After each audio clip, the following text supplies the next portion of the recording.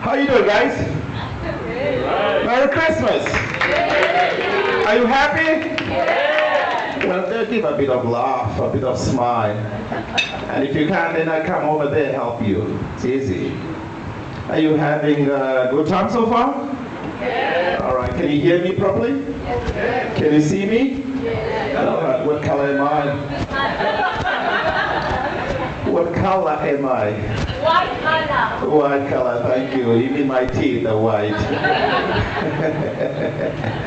Thank you very much, and I really appreciate for coming here to support me and support my friends. I know the house is very full and a lot of people couldn't get in. There's a big queue outside. Some people can't get in because they didn't book in advance. All right? Yeah, I'm so happy to be here to see all my friends, and I can't see the black people here because it's very hard to see them, especially when they're sitting next to white people. I love my Asian people. I can't see them, but they can see me nicely. Small eyes, but big vision. Are you having a good time? Yeah, that guy speaks very fast, and sometimes, he's an Aussie. And Aussie doesn't speak English. It's not English. They ask us to go to do the English test, but they can't even pass it themselves. Yeah, that's right. So, I'm still very happy to be black. Yeah? Because when I came here, my mom was very worried. She thought, no, darling, you're going to white people country, and then after that you'll be white. I said, Mom, no, I'll try to keep myself, carefully, not to go out during daytime. Just stay at home daytime, and nighttime, then I'll be going out. But seriously, my mom was very concerned because she saw Michael Jackson. And she thinks that the white people changed Michael Jackson because he was very rich, talented, and they didn't want him to be black. So much so, they gave him even white ladies. So my mom said, please don't let the white people change you. And I said, well, so Mom, what will I do then? And these are the recommendations she gave me. Don't go to the snow, because the snow will sort of start changing your skin. Okay, Mom? That's one. Second, don't drink milk. Because milk is for white people. And do not drink tea, because that's for the yellow people, Asian. Stick with the black coffee. I said, okay, Mom. Number 3, do not sleep with the white people. And say, whoa, Mom, that sounds tough. And if I do, you better have all your clothes on. And do fast as your dad used to do. Good, Mom. The next one, my mom said, do not kiss white women, because they are white vampires. They suck your saliva and they give you their saliva. And that's how they change you white. Okay, Mom. So, I've been trying to follow all these steps, all these precautions that my mom gave me. Not until one day I went out to Chinatown and I met this Asian lady, and she gave me a liquid, hot liquid. And she said, just drink it. And I just poured it inside me, and I realized it was tea. From that time on, and I said, oh Jesus, now I've changed. From that time on, I became yellow. Went home with a yellow fever. And so I married an Asian woman. It's so strange for black men to marry an Asian woman. What do you think? Yes or no?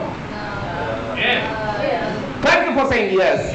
The people saying no, it's just being polite to me. I'm here, so they say no. And the same when I'm walking behind someone, when the people see me behind, they put their bag in front. And I say, are you okay? I'm fine. Yeah. But anyway, look now, 10 years ago, really, a black man walking on the street with an Asian woman, there could be something. There could be something. So, it is a very strange marriage, I'll tell you. You don't feel it, I feel it. Just like racism, you don't feel it, I feel it. Okay? When I'm walking on the street, and it's a fact. Fact means true. With my wife, if the dog stops and look at us, a dog,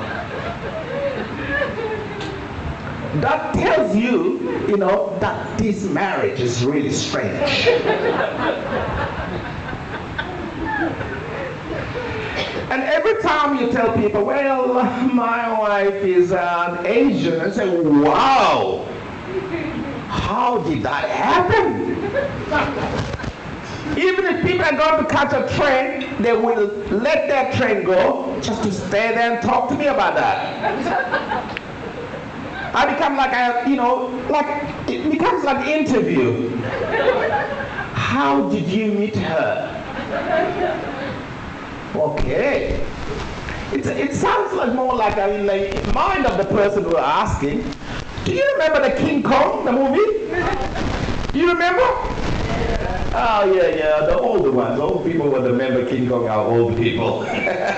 Young people say, who? King Kong? Who do you talk about? Yeah. So it was more like the King Kong.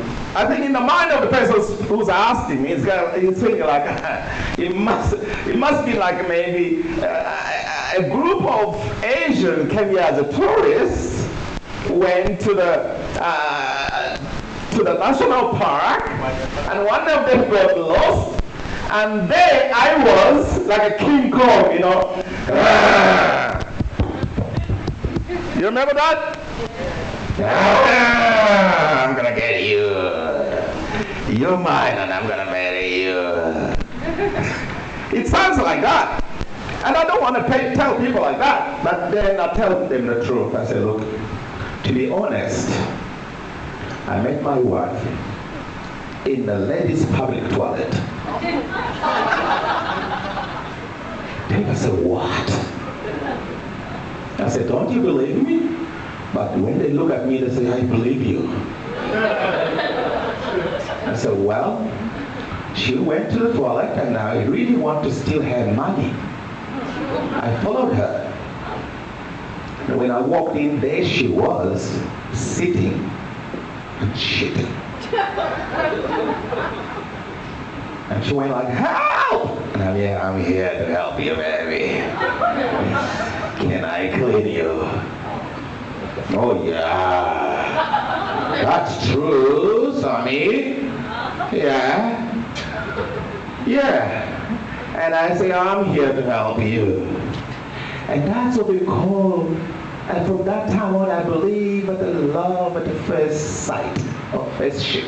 Because first time I saw yellow, shit.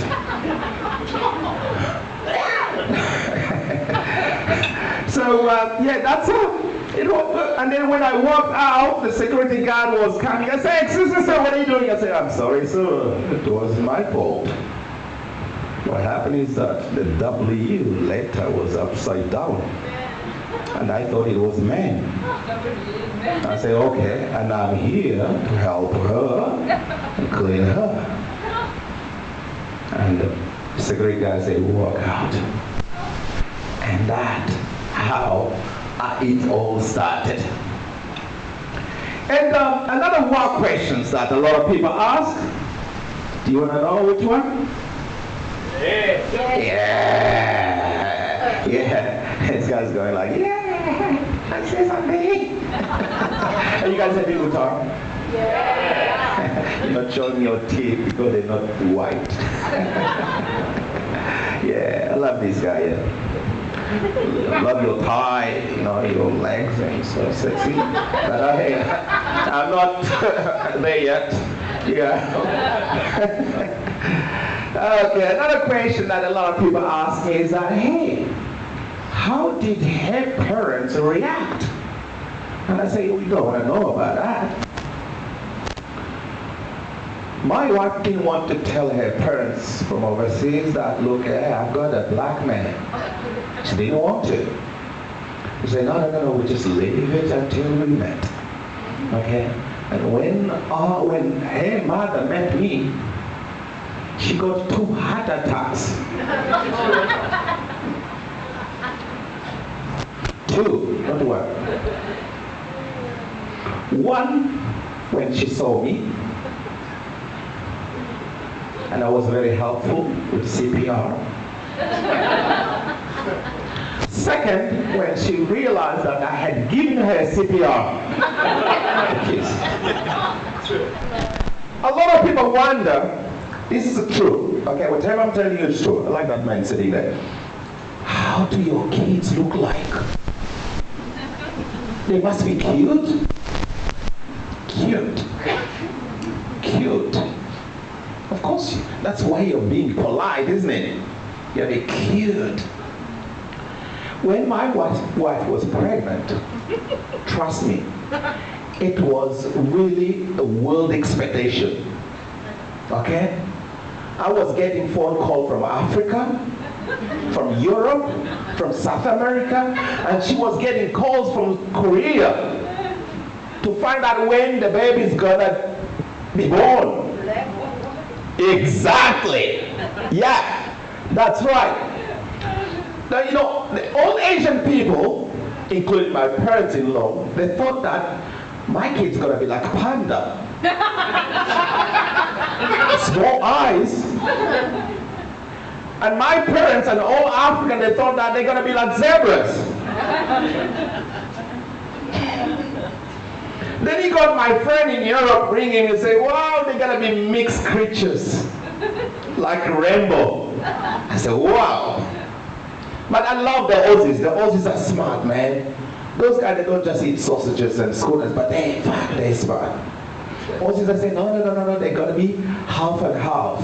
And I was half and half. In fact, that means one eye very small, one eye very big, one leg, one arm yellow, another one black. One smokes fast, another one walks slowly.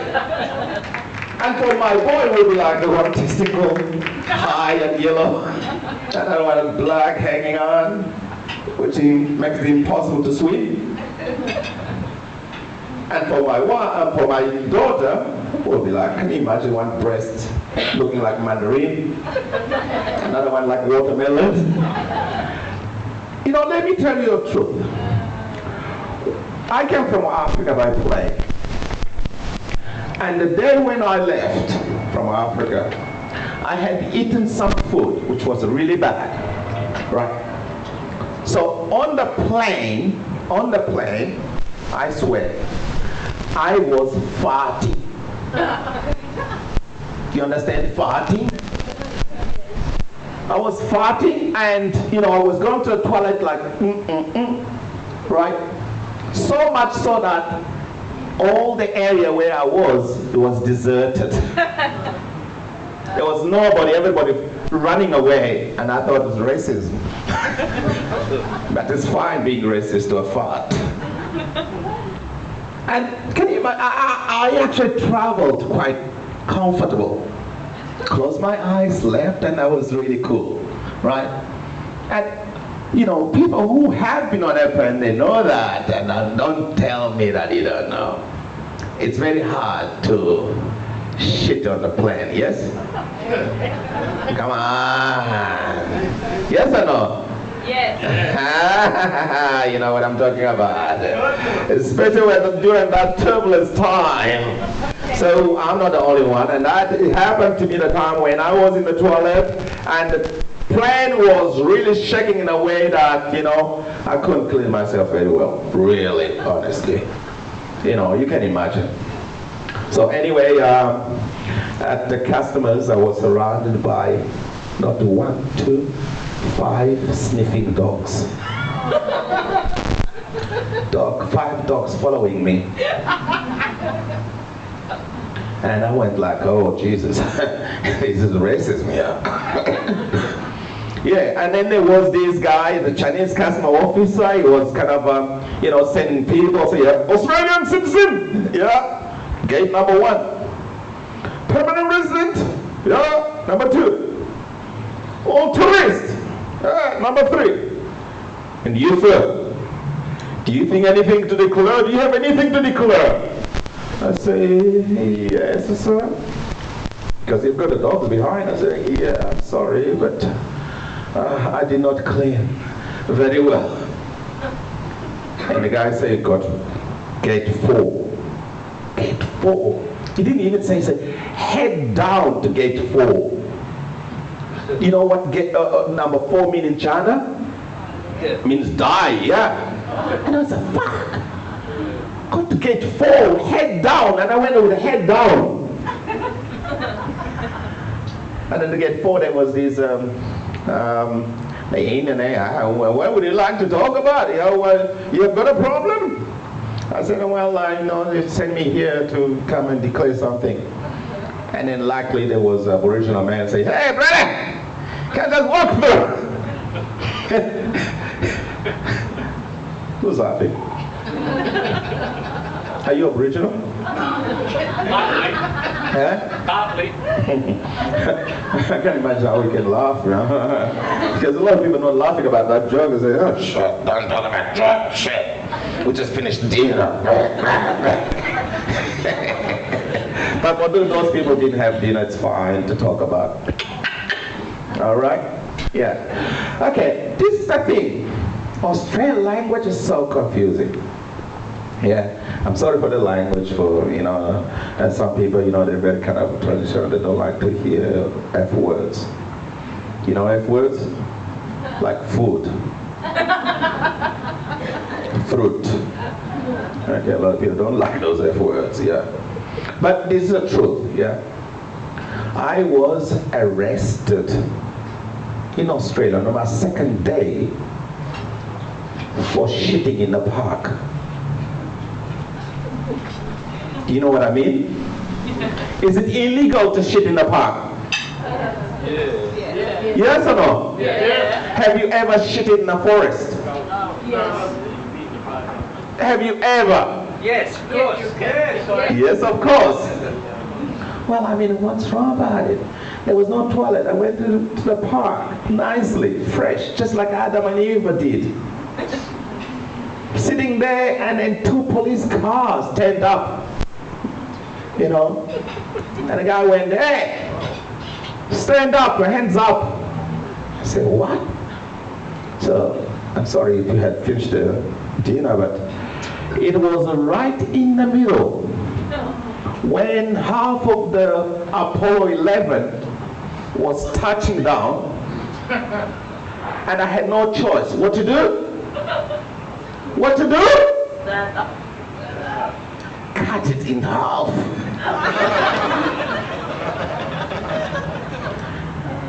Divide it. Send one out, another one back inside.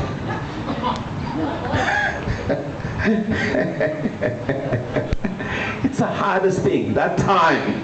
You know what time I'm talking about, ladies and gentlemen. Anyway, and the police said, I'll stand up, move. I said the police, not until you clean me and pull up my pants. And then he took me. Right. And in the court, the judge said, sir, do you know what you're being charged for? I said, no. They say you're being charged for doing number 1 and number 2 in the public. And I went, number 1, number 2, because I did not understand. In my country, we have number 1, number 2, and number 3.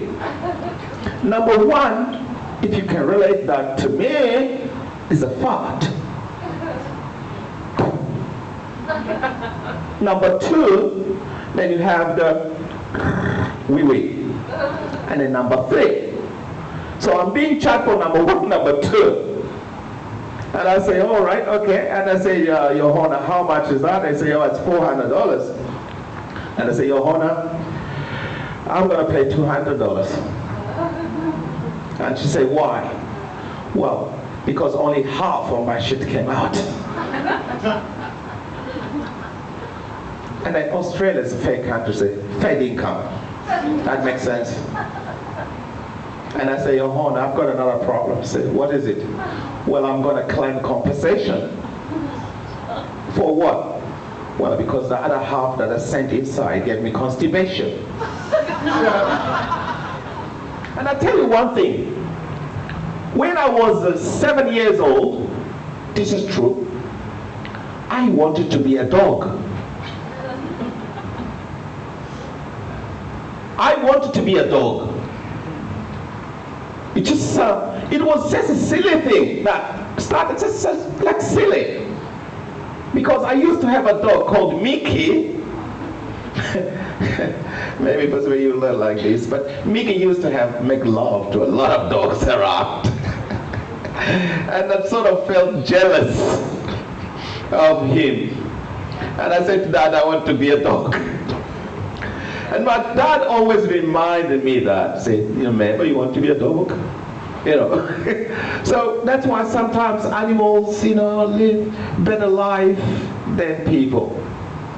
Except, of course, with the environment. Now, a lot of people buy houses here. Yeah? Everyone buys house, yeah? No. No? No. Yeah, people come to me, Alfonso, you have to buy a house. Buy your permanent house. A permanent house. I don't know what a permanent house is. I get confused. Is your house permanent? Are you going to be there permanently? I don't believe so. Because every time I walk along the beaches, you see all these beautiful houses. The balcony, you know what I see on the balcony? Birds shitting. Birds. I walk by, you never see anybody there. Beautiful, with a water view. So where's the owner? Where's the owner? Working, my man. Working. Works Monday to Saturday, and comes home like 6 o'clock, 7 o'clock, very tired, open the door, and the dog comes, whoop, whoop, whoop. In fact, the dog is saying, oh, there comes my slave. And then there the cat got meow, saying, oh, you two fucking get along so much. And then after that, you get the dog wanting to go out for a walk, right? And people say, I'm taking a dog for a walk. And when you see people taking a dog for a walk, they're actually fatter than the dog. They're walking behind the dog in front and say, taking a dog for a walk. So I don't really believe in, buying a house. I don't. In Africa, we don't. We buy possibly one house. We're like, 3 generations living there. And that's what we call permanent home. Because that home will always be there. Permanently. Okay? So not like here. Buying a house here, there are 2 things I can recall. First year, you pay all the settlements. And then after you finish paying the house, then it's divorce. And then you make another settlement. And then after that, then you have to go on a cruise ship. So one way of being homeless, isn't it? It's a kind of homeless. Traveling 6 months, 8 months along. Where do you live? I have no place at the moment. So, it's hard to to understand the whole sense of permanent home. I would say if I want to buy a permanent home, I'll buy a place in a cemetery. You know what I mean? I'll go to the cemetery to buy a permanent home there. Because that's where we will end up eventually.